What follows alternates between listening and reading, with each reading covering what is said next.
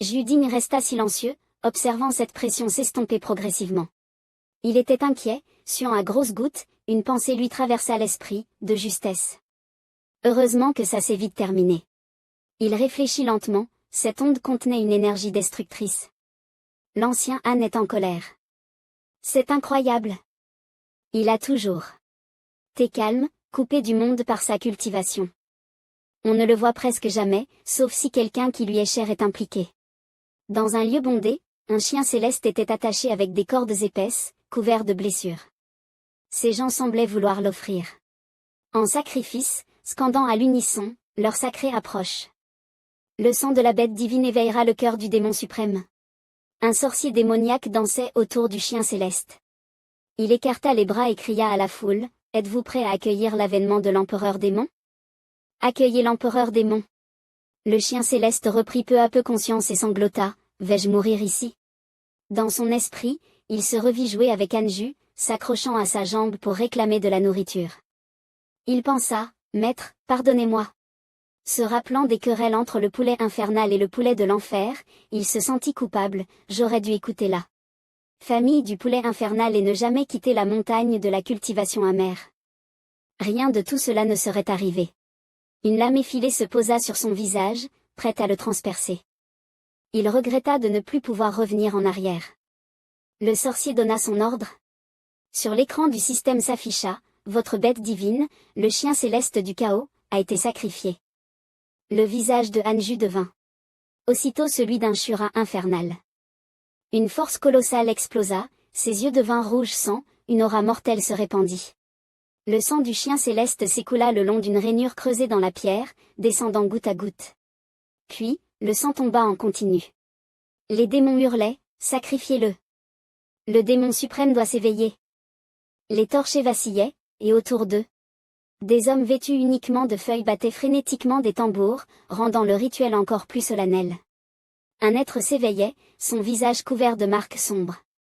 Les cris des démons se firent de plus en plus forts, « Empereur démon, renaissez. » Le corps du chien céleste libéra une brume démoniaque verte. L'ombre de nez apparut dans le ciel, et tous les démons levèrent les mains en acclamant, « Empereur démon, revenez. » Il jeta un regard au chien céleste et dit avec un soupçon de regret, « Une bête divine, hein ? Plutôt rare. C'est dommage de gâcher un tel trésor. » Né baissa les yeux et commença à absorber les restes du chien céleste, déclarant en agissant, « Je le garderai pour plus tard. » À cet instant, un message d'alerte apparut sur l'écran du système, « Votre bête divine, le chien céleste du chaos, a été sacrifié et est devenu la monture de l'héritier du démon suprême, Né. » Anju fixait ce message, son énergie spirituelle comprimée à l'extrême. La pression autour de lui devint insoutenable. Dans son cœur, il se blâma, Goudan a été sacrifié. L'héritier du démon suprême, Né. C'est quoi, ça? La rage explosa en lui, ses yeux s'illuminèrent d'un rouge démoniaque tandis qu'il fulminait intérieurement. Sacrifier mon chien? Vous m'avez demandé mon avis? C'est quoi cette histoire d'héritier de Né? Voyant Anju perdre son calme pour la première fois, le poulet infernal trembla de peur. « Maître, apaisez votre colère, nous nous appliquerons à l'entraînement à l'épée. » Anju avança, son esprit en pleine réflexion, le ciel est vaste, la terre infinie. Impossible de les retrouver. Jiné peut apparaître dans le monde des humains. Sur la porte de la grotte était gravée une inscription, « Endure un instant. » Anju entra dans la grotte, où d'autres mots étaient inscrits, « L'océan est vaste et le ciel infini. » Il marcha tout en se plongeant dans ses pensées complexes, briser la barrière céleste signifie atteindre le royaume du grand accomplissement. Son poing, gonflé de colère, laissa apparaître des veines saillantes alors qu'il frappait violemment le livre du destin. Les traits qu'il traça brillaient d'une lueur rouge, empreint de fureur. Il écrivit avec force, « Je refuse de croire que tu puisses résister à cette malédiction. » Les yeux de Anju s'écarquillèrent, aussi inexpressifs que ceux d'un poisson mort, striés de veines rouges. Il avait son plan. « Merci pour cette opportunité, voyons jusqu'où je peux aller. » 3 mois plus tard, Shaozi était plongé dans ses lectures, absorbé comme un immortel en méditation. La voix de Anju résonna dans l'air, « Maître de la secte, puis-je vous déranger un instant ?» Anju entra dans la grotte de Shaozi, qui fut surpris de sa visite. Il l'accueillit chaleureusement, épéiste, inutile de tourner autour du pot, allons droit au but. Anju demanda, j'ai une question à vous poser. Shaozi répondit, ancien Han? Les paroles de Shaozi agacèrent Anju, son visage devint livide, toi aussi, tu lis des livres. Il se corrigea immédiatement, non. J'ai juste veillé toute la nuit, c'est tout. Une pensée surgit dans son esprit, Jiné ne me porte ni en haine ni en estime, il n'a même pas réagi à la malédiction. Tuer un ennemi au prix de 100 fois plus de dégâts pour moi-même ne fonctionnera pas. Dans la grotte de Shaozi, Anju demanda, connaissez-vous Jiné? Assis autour d'une tasse de thé, Shaozi fixa son breuvage, pensif. Ce nom lui semblait familier. Il se remémora soudain. Jiné. Ce nom me dit quelque chose. Attendez. Oui. Tous ceux qui étudient la magie démoniaque connaissent ce grand nom. Anju demanda avec surprise, un pratiquant démoniaque était-il vraiment un empereur démon? Shaozi affirma, exactement. Il était l'empereur démon qui unifia jadis le monde. Anju le fixa, cherchant à en apprendre davantage. Il demanda, pourquoi n'est-il qu'une légende? Shaozi expliqua, parce qu'il est mort depuis longtemps. Mais parmi les pratiquants démoniaques, son mythe perdure. Anju s'interrogea, quel mythe? Shaozi baissa la tête, son expression devint grave. Il commença à raconter, c'est une légende qui a traversé les âges, la plus célèbre chez les pratiquants démoniaques. Jiné portait une robe impériale et une couronne de dragon. Selon Shaozi, il fut jadis l'empereur du plus grand empire de l'histoire. Sous son règne, le pays prospérait et il était connu pour collectionner des modèles humanoïdes. On dit qu'il en possédait des centaines de milliers, mais aujourd'hui, il n'en reste que 2000 à 3000, interdits à la vente ou à l'échange. Trompé par des ministres corrompus, il assassina ses loyaux sujets. Cherchant l'immortalité et la pérennité de son empire, il suivit leurs conseils. Et s'engagea dans la voie démoniaque. Mais sa cultivation diabolique le rendit fou et il disparut subitement, plongeant l'empire dans le chaos. Pendant la guerre contre les nations ennemies, des flèches pleuvaient et des flammes ravageaient les terres. La population souffrait, et finalement, son empire fut anéanti par ses adversaires. Devenu fou, il ne ressemblait plus à un humain. Ses yeux injectés de rouge dégageaient une aura maléfique. Pourtant, grâce à une technique démoniaque inconnue, il survécut 1000 ans avant de retrouver la raison. Son corps était frêle, ses vêtements en lambeaux. Il contempla son empire, autrefois glorieux, désormais perdu. Où était donc le sage et puissant Jiné d'autrefois? Le pays avait changé de main, et même ses précieuses collections avaient disparu. Monts et rivières en ruine, dispersés comme des feuilles au vent, destin brisé, ballottés comme un lotus sous la pluie. Dans un palais, l'empire humain était en pleine fête. L'empereur, tel une marionnette, s'abandonnait au luxe, entouré d'innombrables beautés. Soudain, son expression changea radicalement. Ses yeux semblèrent prêts à sortir de leurs orbites. Une scène effroyable se déroula, Jiné, criblé de flèches et d'épées, restait indemne. Il entra dans la salle où l'empereur écoutait de la musique. Voyant Jiné, l'empereur, terrifié et pris de panique, bégaya, « Toi. Qui es-tu » Dans l'obscurité, Jiné esquissa un sourire sinistre. Debout à contre-jour, son visage restait indistinct. D'une voix spectrale, il répondit, « Viens avec moi, demande donc à ton ancêtre aquatique. » Sans lui. Laissé le temps de réagir, Jiné l'envoya rejoindre la terre-mère. L'empereur mourut misérablement. Ses vêtements lui furent arrachés et Jiné revêtit sa tenue impériale déchirée. Dévoré par la rage, il massacra les sectes cultivatrices et l'empire humain. Les femmes qui chantaient et dansaient furent impitoyablement tuées. Il revêtit leurs habits et les fit se tenir devant lui, figés. Comme des mannequins. Jiné s'assit tranquillement sur le cadavre vêtu de la robe impériale rouge. Son visage était rempli de colère. La douleur qu'il avait endurée pendant des milliers d'années ne pouvait être apaisée en tuant seulement quelques personnes. Une lueur cruelle scintillait dans ses yeux, et il était devenu un démon maléfique que les grandes puissances de l'époque ne pouvaient pas affronter. Son nom même ne pouvait être mentionné.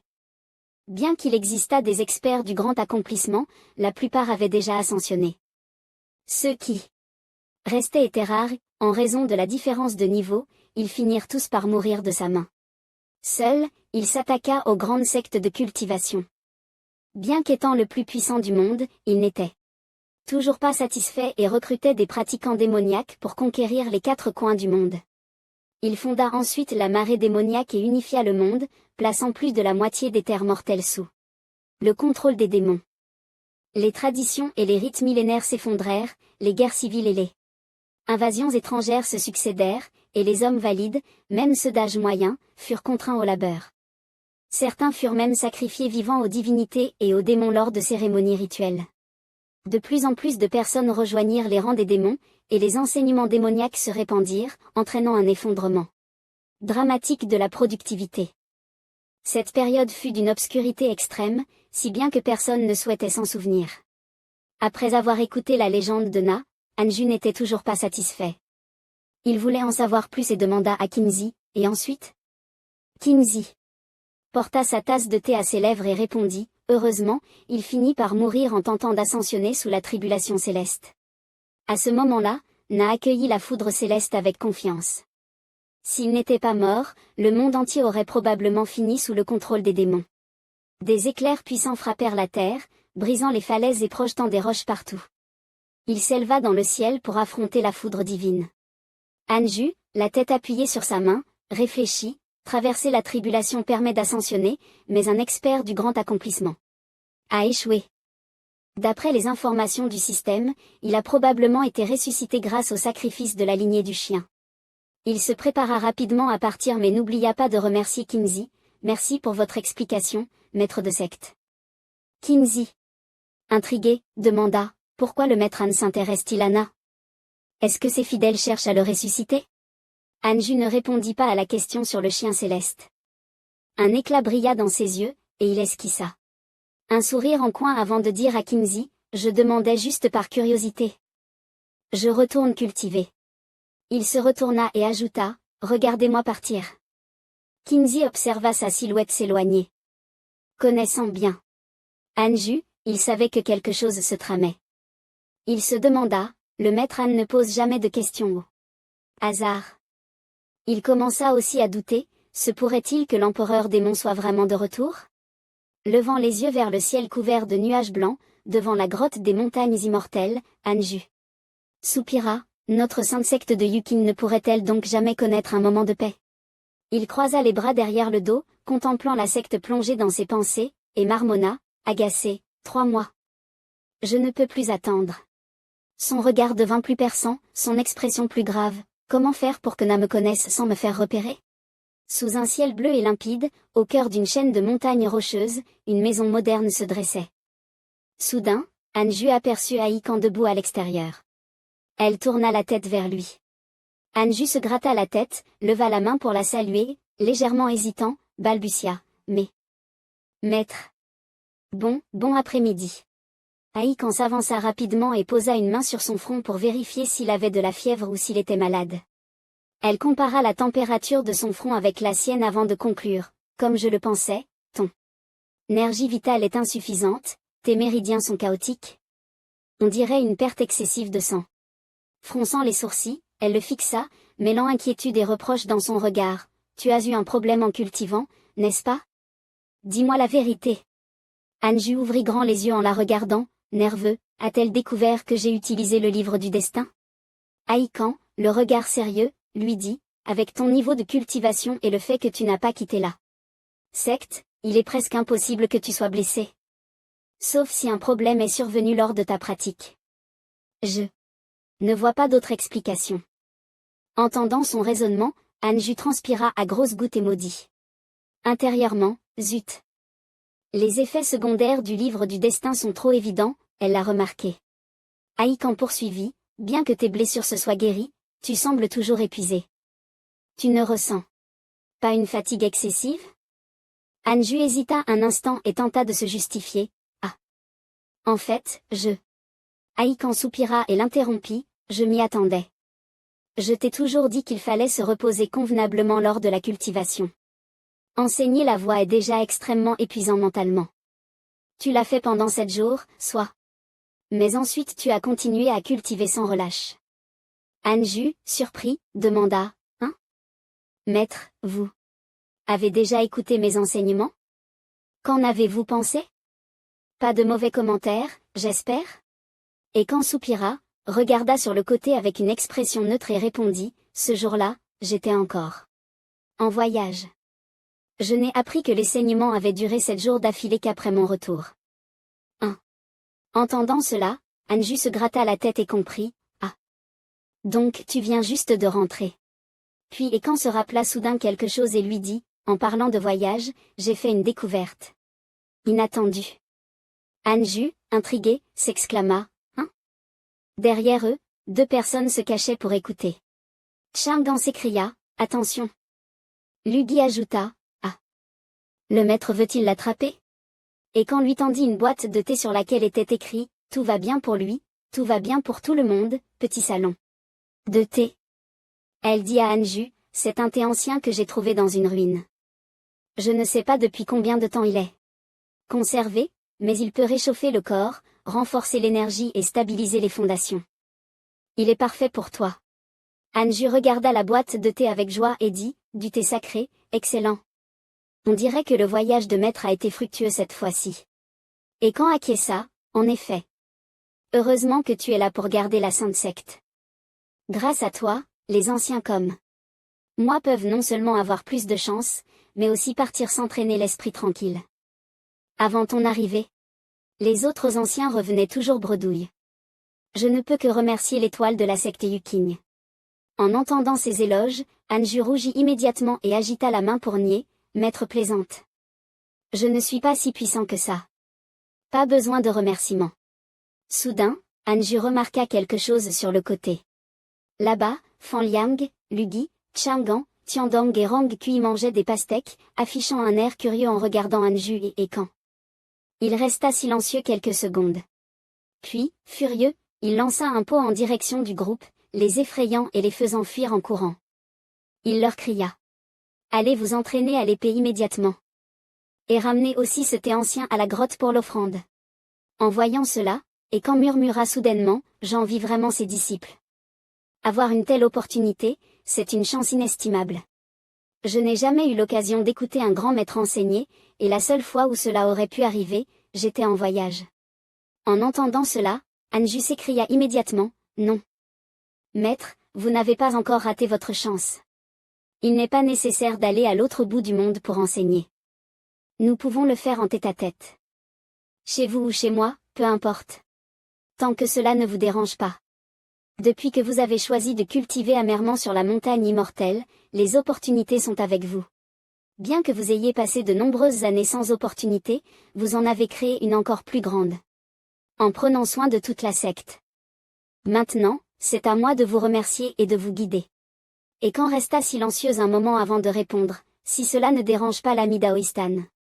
Elle sourit légèrement et dit, ce ne serait pas une mauvaise idée. Soudain, Andy apparut de nulle part et interrompit Ekan, que fais-tu, sœur cadette? Il était torse nu, avec un ventre bien visible, portant une écharpe en diagonale sur laquelle était écrit, toute malveillance doit être jugée avec justice, et une petite bannière attachée dans le dos. Son apparition laissa Anju et Ekan sans voix. Il continua, en fait, j'ai senti quelque chose d'étrange depuis un moment. Je ne m'attendais pas à voir aussi l'ancien Han ici. Anju afficha une expression perplexe. Andy attrapa la main de Anju et dit, moi aussi, j'ai surveillé les mouvements des pratiquants démoniaques. Ne t'inquiète pas. Tu n'es pas seul. Que ce soit pour attaquer les démons ou l'empereur démon, nous, disciples de la voie juste, ne reculerons jamais. Anju demanda, confus, qu'est-ce que cela signifie? Mais Andy continua, tout à l'heure, tu as dit que tu demandais juste par curiosité. Pourtant, ce type est mort depuis si longtemps. Puis, en réfléchissant, il ajouta, mais si l'ancien Han pose la question, c'est qu'il y a quelque chose. Cela signifie que tu es déjà au courant de l'opération secrète des justes pour traquer les démons. Nous ne voulions pas éveiller les soupçons. Anju écouta cela avec encore plus d'incompréhension. Andy poursuivit, en réalité, nous avons découvert des signes de résurgence du culte démoniaque il y a quelques années. Tu le sais aussi. Ce culte ne devrait pas exister dans ce monde. La chasse aux démons est une mission hautement confidentielle, mais les pratiquants démoniaques sont complices entre eux. L'enquête est semée d'embûches et nous ignorons encore leur véritable objectif. En associant cela à la question que tu viens de poser, on comprend que cette affaire est loin d'être simple.